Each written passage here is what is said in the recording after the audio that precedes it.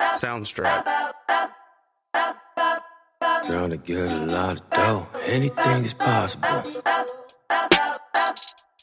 Turn me up in the headphone. Soundstripe. Yeah. Trying to get a lot of dough and dirt through all the obstacles, cause anything is possible. Yeah. Oh man, I got a lot of gold. Stack that bread and vomit nose. Anything is possible. Yeah.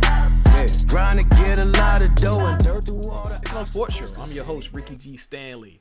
This weekend, we had a great time with some football. I got to watch a lot of games. It's a lot of good football, a lot of bad football, and it was some horrendous football. Like I said, but let's start off with my Eagles. NFL season kicked off with a bunch of fireworks. My Eagles played the Falcons, and we played them in Atlanta. So I was a little nervous because it's preseason. We didn't have a lot to show. We kind of held our hand of what we were going to do, who we were going to use. Like I said, the first drive, the Falcons drove down with no problem on us. They did an up-tempo, we were struggling, but they ended up changing the coverage on the back end of the drive. We ended up holding to a field goal, which was great. The very first drive we had, I loved it. We had a lot of good play calls, as in what they call check with me. So what they'll do is they'll call a run play, and you'll do a count. And you check it at the line of scrimmage. So if it's 6 men in a box, we'll do a quick screen outside, which you have to block on the perimeter. And, get a quick pass or do a quick out route. That way, as the drive goes, if they don't want to keep giving up that quick completion, what they do is they have to move somebody out of the box to defend it.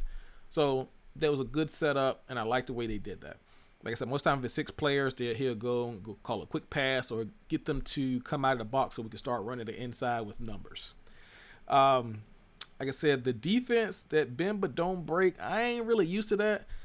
And I could tell that some of the players ain't used to that because Brandon Graham, I was the 6th play of the drive, and he woke up and he blew somebody up on a run play. He's like, I had enough of this.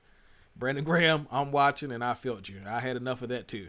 Like I said, the D-line, they did look a little gassed certain parts of the game, but I know why, because they were playing gap responsibility. They're not just attacking downhill anymore. So it's a little different, but they're playing well. Like I said, went in 32-6. I was very satisfied with that win. Like I said, we got a lot of room to make up, but I was very glad that we showed up and we showed out. And we was in Atlanta, so good job, Eagles. One thing that did stand out to me about that game, we had a lot of penalties. That's not going to cut it when we play good teams. Unfortunately, Atlanta was not good enough to beat us and penalize us for that. So, like I said, we can't do that to good teams. Like I said, both teams had a lot of penalties, but we're better than that, and I think we'll clean it up. The penalties that really discouraged me were the ones that it was really offsides. We got a veteran offensive line. I think the youngest guy is 4 years in the league. So you guys are too used to the game speed to be jumping off sides too early. So I think it could have been conditioning, whatever. That could always be fixed. Like I said, moving on. The next game I watched all the way through. I was watching multiple games at the same time. I had one on my iPad and one on the TV behind me. And it was the Panthers versus the Jets. Panther fans, not bad. Not bad. I was looking down my timeline and I saw one of my friends on Facebook looking like I need a new team because the Panthers weren't playing well. But you should pause on that. They end up playing well, not bad at all. But the thing is, people have to understand the team that they have. They drafted heavy on defense, and they went and got a guy that really wasn't proven to be your quarterback. Clearly that lets you know hey, he's gonna be a game manager. We're gonna run the ball, throw it to Christian McCaffrey, screen with Christian McCaffrey, throw it outside a couple times to keep them honest, and we're gonna play defense and play field goal game. You can win a lot of games that way.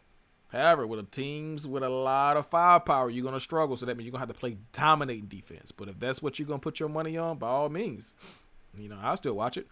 So, like I said, they didn't do bad. Like I said, and the fact that they did play against the Jets.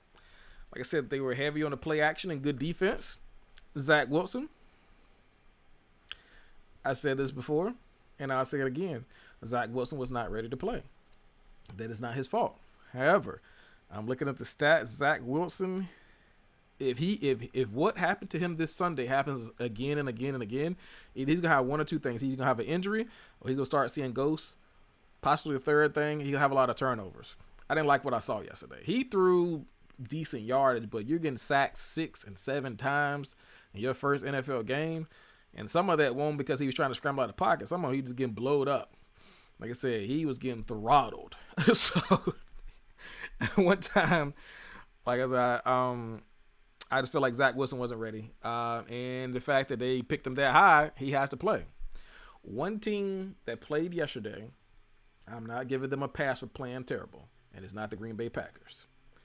Green Bay, we'll get on them later. However, one team I'm not giving a pass to is the Tennessee Titans.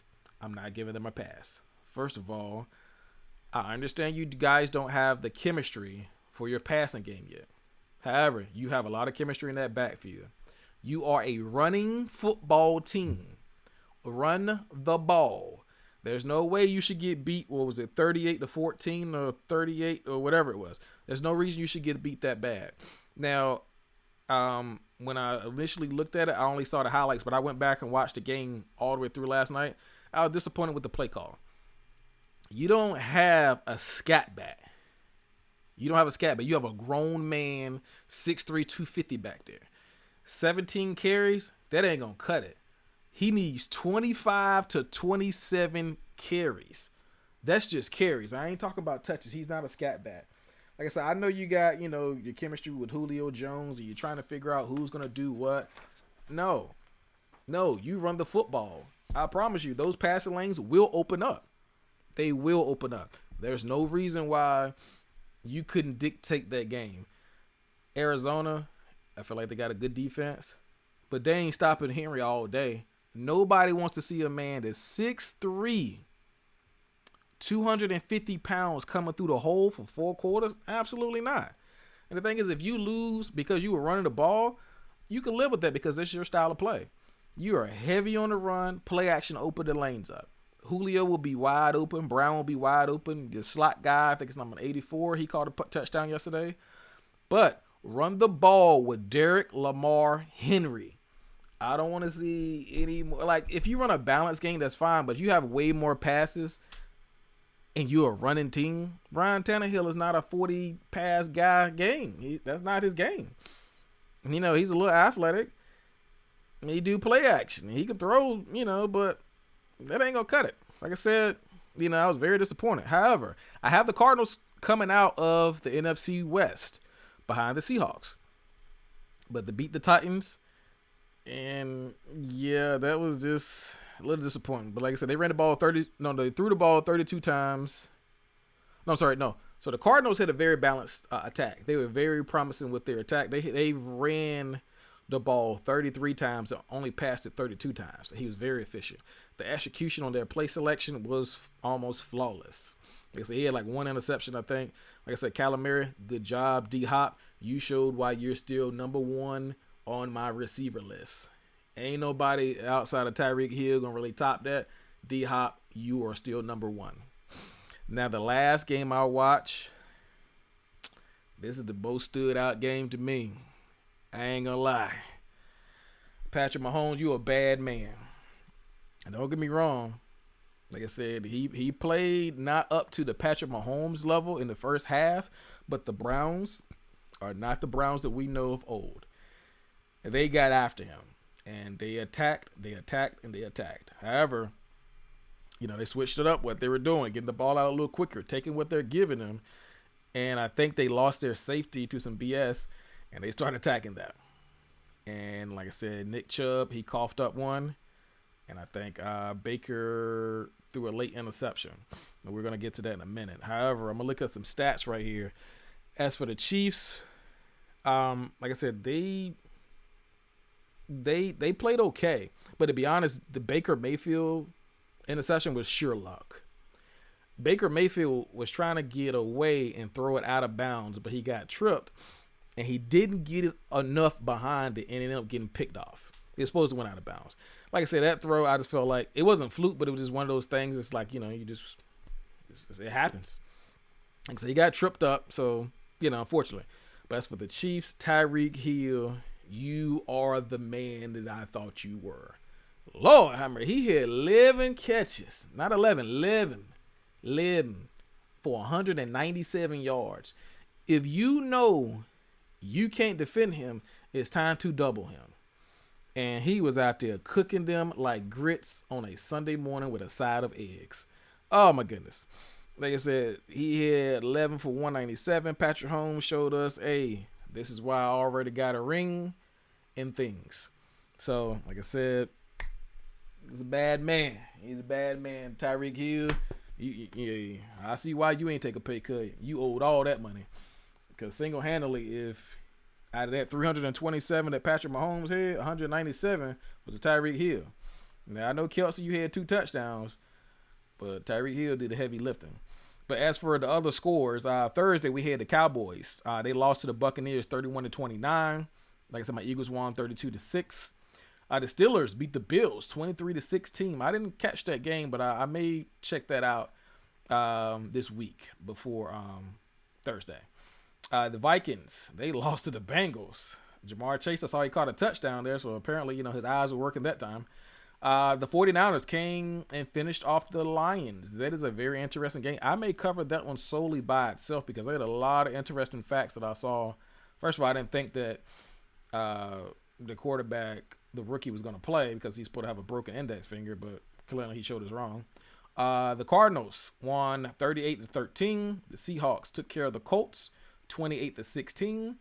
I need Carson Wentz to play a lot of those snaps because if he does, my Eagles get an extra first-round pick. The Chargers barely beat Washington, and Ryan Fitzpatrick got hurt. Chargers, y'all got some work to do.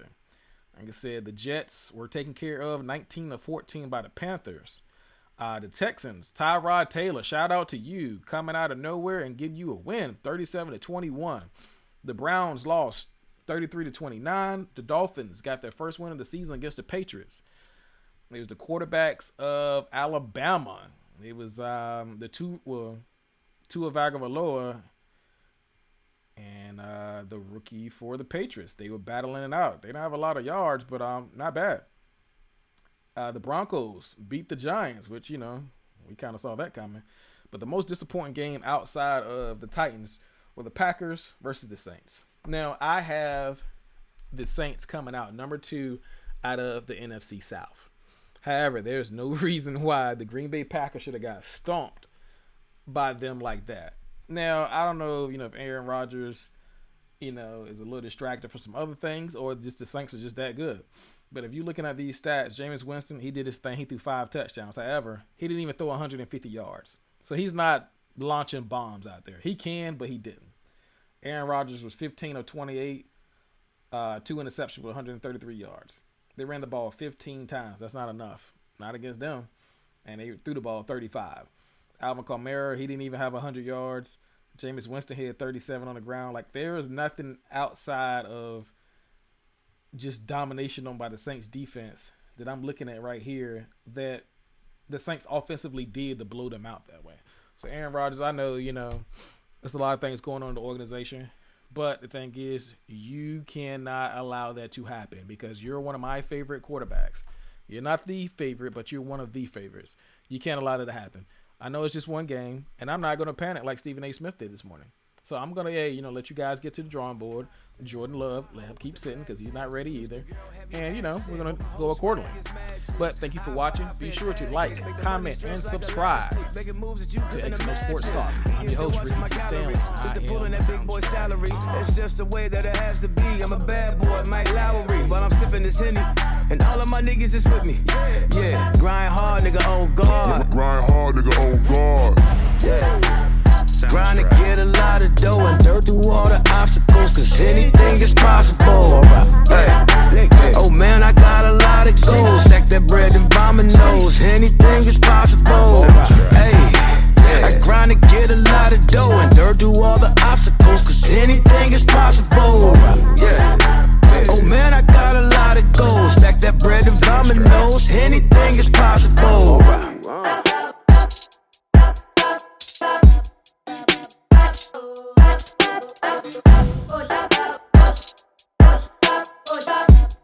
Soundstripe.